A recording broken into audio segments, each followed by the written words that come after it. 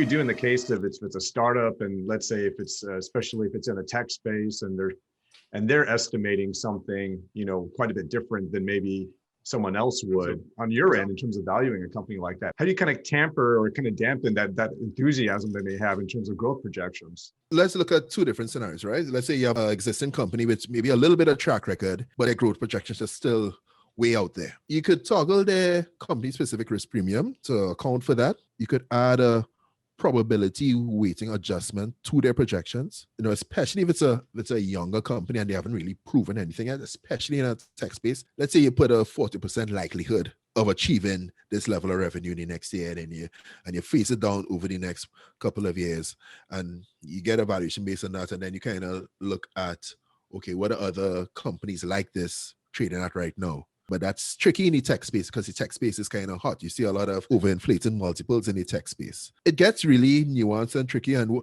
what I like to do, especially when you're looking at comparable company valuation or comps or what have you, I want to discount the company I'm valuing based on, well, first of all, because it's a private company, so it's less liquid.